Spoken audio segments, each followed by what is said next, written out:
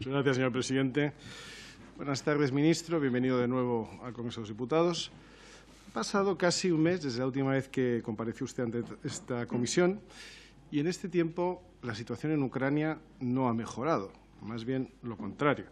Rusia ha continuado con su agresiva política expansionista que nos sitúa en la mayor crisis geopolítica desde la Guerra Fría. Putin ha dejado claro que pretende cuestionar y redibujar los espacios de seguridad surgidos en Europa tras la caída del comunismo, la bendita caída del comunismo, y, por tanto, todos tenemos serios motivos para estar muy preocupados. Llevamos ya unas cuantas semanas de intranquilidad. El lunes, el presidente ruso, a pesar de haber estado defendiendo lo contrario unas horas antes ante el presidente Macron, decidió dar un paso más, reconociendo la independencia de las provincias de Donetsk y Lugansk en el territorio de Donbass, al este de Ucrania, y aprobar un envío de tropas en una intervención a gran escala, enmascarada, claro, en una misión de peace enforcement.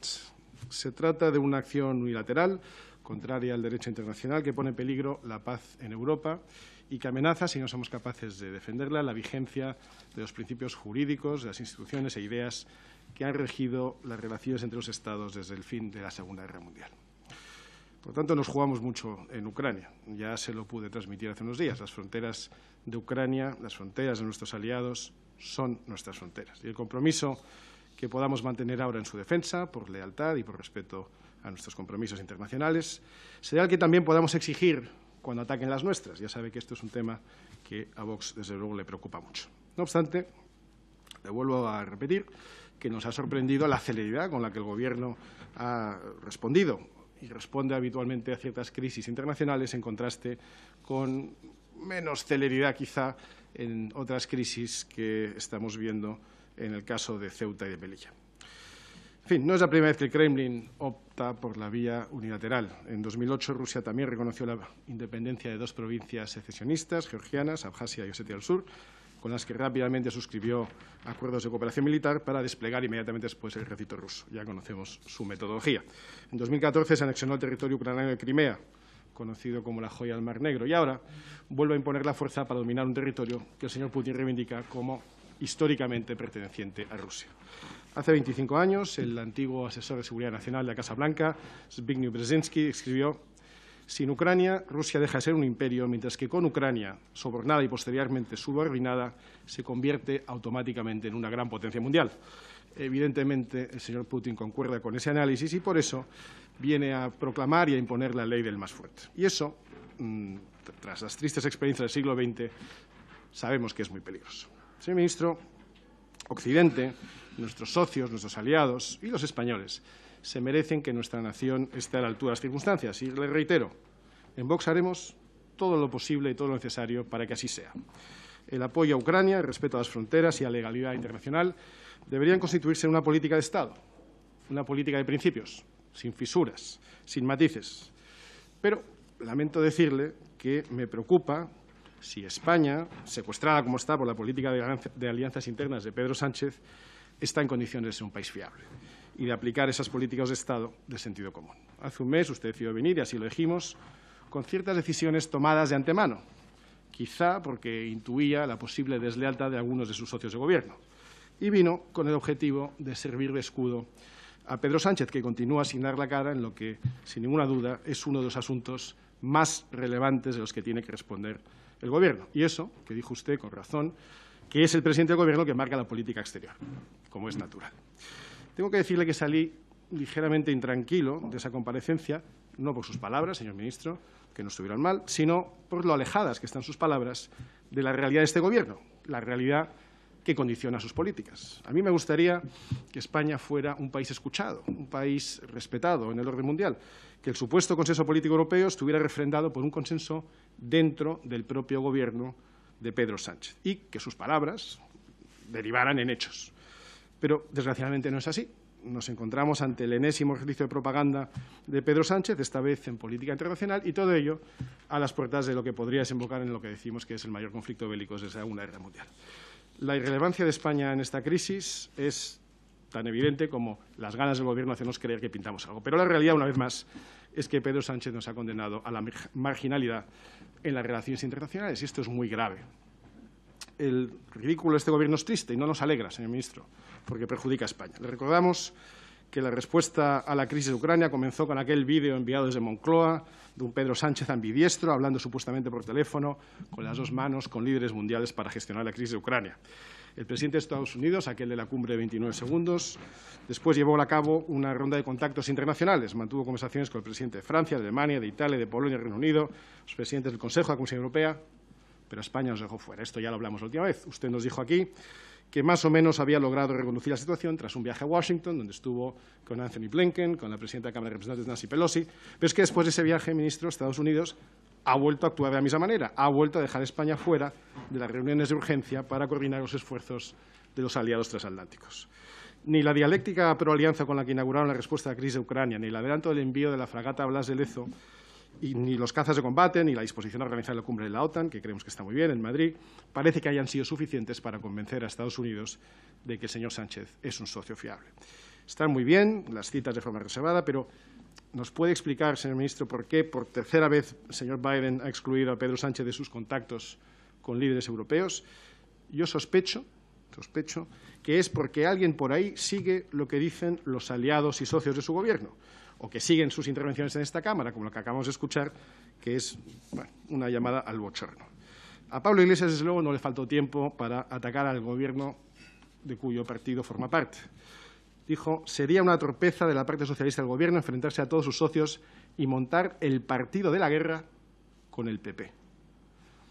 No sé si eso es una amenaza velada por parte de quien fue vicepresidente de este gobierno de coalición, pero seguimos escuchando referencias notables. La ministra Ione Belarra, porque es que es ministra Ione Belarra, trató de desmarcarse la posición del gobierno que forma parte con su propia propuesta sobre Ucrania.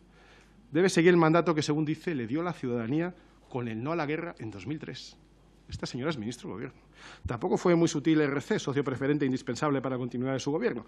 Dijeron, ustedes saben que en Cataluña hay una mayoría en contra de la adhesión del Estado español a la OTAN, que se ha mantenido precisamente después de ver los resultados de dicha adhesión. Bildu, que como dicen ustedes forma parte de la dirección del Estado, dijo aquí hace unos días refiriéndose a la OTAN, hoy la adhesión a esta organización ha perdido todo el sentido según él lo tuvo.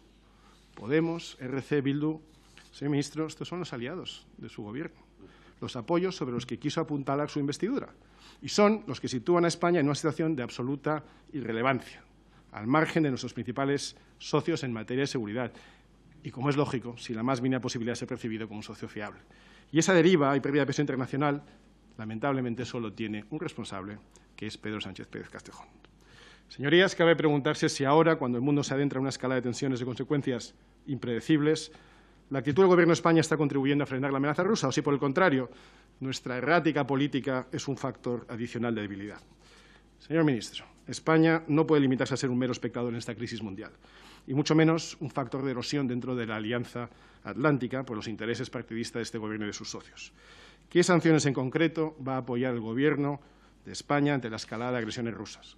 ¿Qué quiere decir el presidente Sánchez cuando dice que España colabora con instituciones europeas? Vayamos a lo concreto. ¿Estamos y ya está o tenemos algo que decir? ¿Nos escucha alguien? El ministro de Exteriores de Ucrania, Dmytro Kuleba, ha asegurado que Ucrania tiene un acuerdo con la Unión Europea para enviar asesores militares a Kiev. ¿Le consta o no?